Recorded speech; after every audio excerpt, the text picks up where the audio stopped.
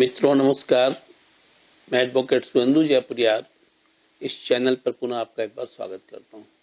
मित्रों, आप लोगों से रिक्वेस्ट है कि यदि आप लोगों ने इस चैनल को सब्सक्राइब अभी तक नहीं किया है तो काइंडली इसे कर लें और इस वीडियो को ज़्यादा से ज़्यादा लोगों तक शेयर करें, जिससे कि लोगों को ज़्यादा से ज़्यादा फ़ायदा हो सके। और बेल आइकन को प्रेस कर दें, जिससे कि जो भी लेटेस्ट नोटिफिकेशन है वह आप लोगों को मिलता रहे।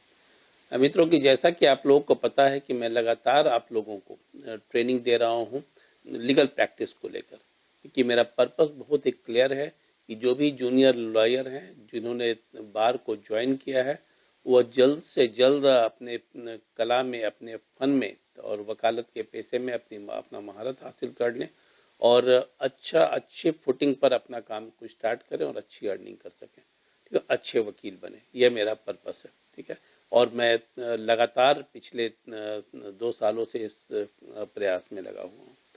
मित्रों, अभी तक मैंने आप लोगों को जो भी वीडियो अपलोड किया है उसमें मैंने आप लोगों को केस की फाइलिंग से लेकर अपील तक की पूरी प्रक्रिया की जानकारी दी है और मुझे उम्मीद है कि आप लोगों को इसका फ़ायदा भी हुआ होगा।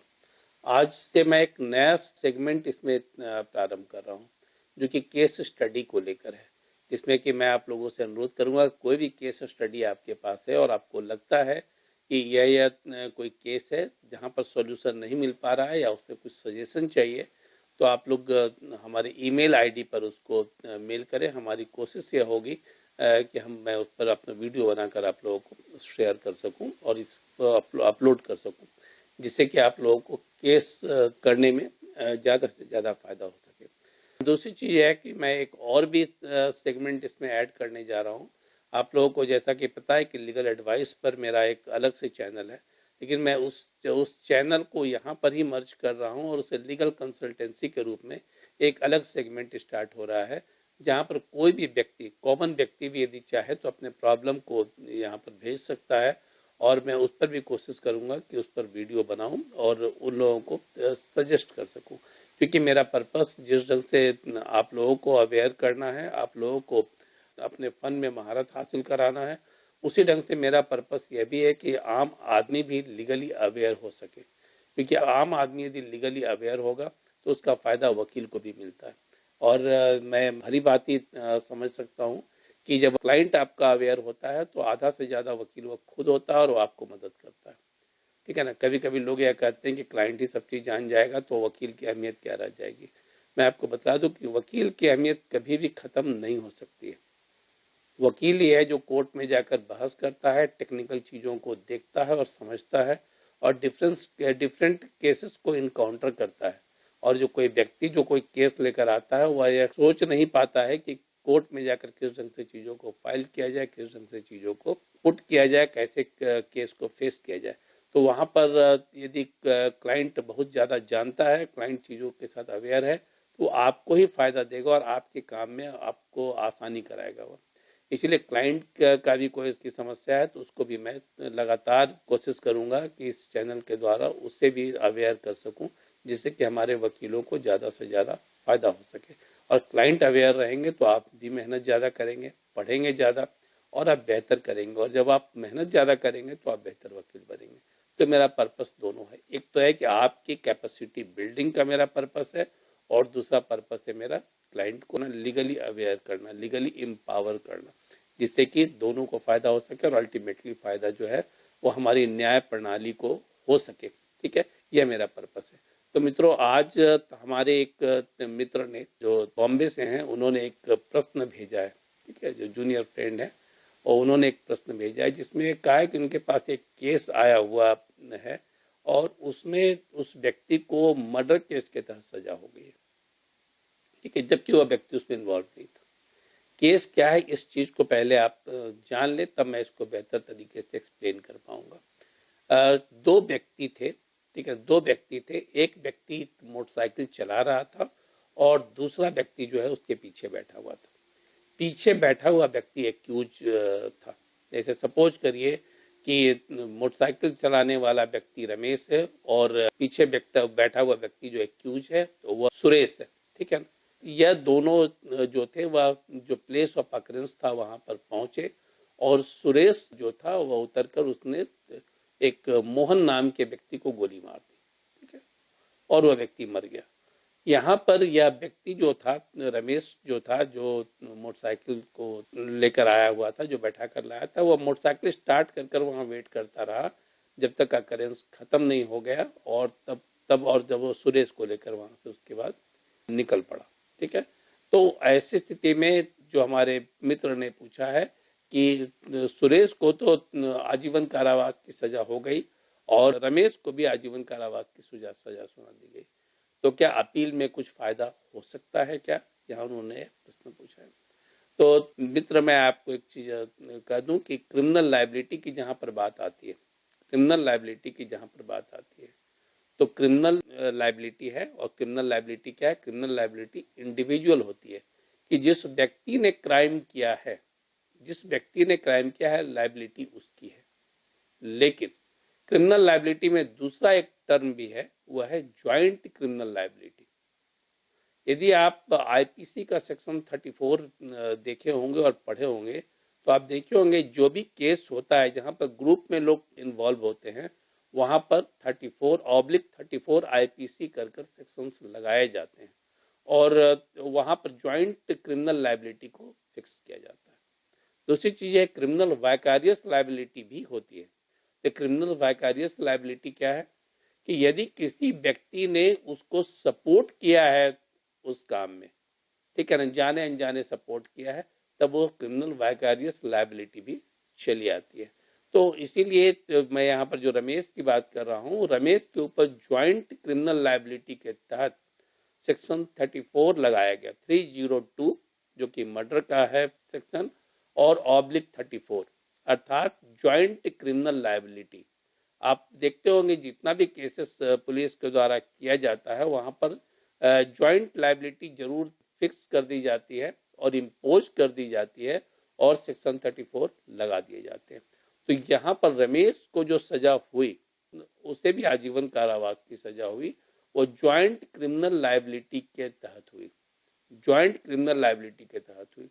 सुरेश को जो सजा हुई वो तो डायरेक्ट एक्यूज था, लेकिन उसमें सहयोगी के रूप में रमेश था, और वहां पर कोर्ट ने इस चीज को प्रूव किया है, कोर्ट इस चीज को प्रूव किया, जो मेरे पास पेपर आया उसके आधार पर मैं कर रहा हूँ, कोर्ट ने इस चीज को प्रूव किया है कि वह व्यक्ति जो था वह उसका कॉमन इंटेंशन था वहां पर। सेक्शन 34 में कॉमन इंटेंशन जब होता है तो उसकी ज्वाइंट लायबिलिटी उतनी ही होती है जितनी की मेन एक्यूज की होती है, ठीक है ना, जितनी की मेन एक्यूज की होती है।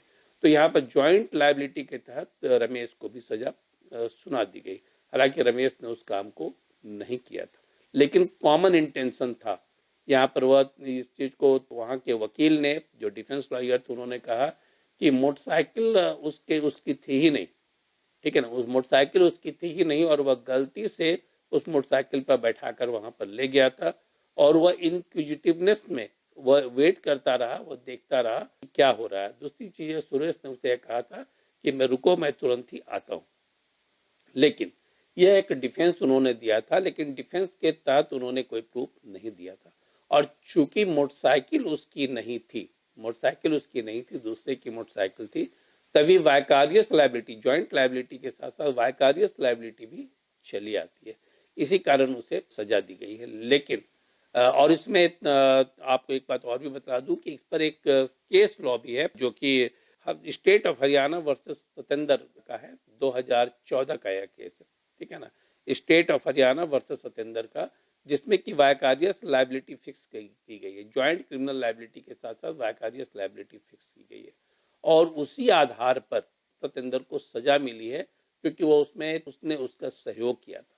वो पता था कि नहीं पता था, यह तो पता करना मुश्किल होता है, लेकिन चूंकि उसने उसका सहयोग किया था, वह खुद भी वह मोटरसाइकिल से लेकर गया था व्यक्ति को। यहाँ पर भी सेम केस है कि मोटरसाइकिल से व्यक्ति को लेकर गया था, और वह भी वेट करता रहा वहां पर, और तब तक वो वेट किया जब तक कि वह कांड हो नहीं गया, अकरेंस हो नहीं गया, मर्डर हो नहीं गया, और तब वो वहां से हटा।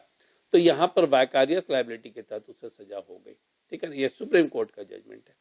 लेकिन इसके बावजूद भी बहुत सारे पॉइंट ऐसे रहते हैं जहां पर बचाने की गुंजाइश रहती है। यहाँ पर इंटेंशन को, यदि हम कॉमन इंटेंशन को खत्म कर दें कि कॉमन इंटेंशन नहीं था, दूसरी चीज़ है कि यहाँ पर आपका जो है कि मोटरसाइकिल उसके नाम से नहीं था, ठीक है? या यदि हम लोग सिद्ध कर दें कि वह व्यक्ति जो था जिसका मोटरसाइकिल था उसने इसको इम्प्लीकेट किया और उसने उसे कुछ पैसा दिया कि तुम जाओ और इसको लेकर जाओ वहाँ पर, और वहाँ पर जब तक वह रहे तब तक रहना, उसको लेकर आना, ये तुम्हारी रिस्पॉन्सिबिलिटी है। यदि इस चीज़ को हम लोग स्थापित कर पाते हैं और यदि हम कॉमन इंटेंशन को ख़त्म कर पाते हैं, तब इस ऐसी स्थिति में इसे बचाना संभव है।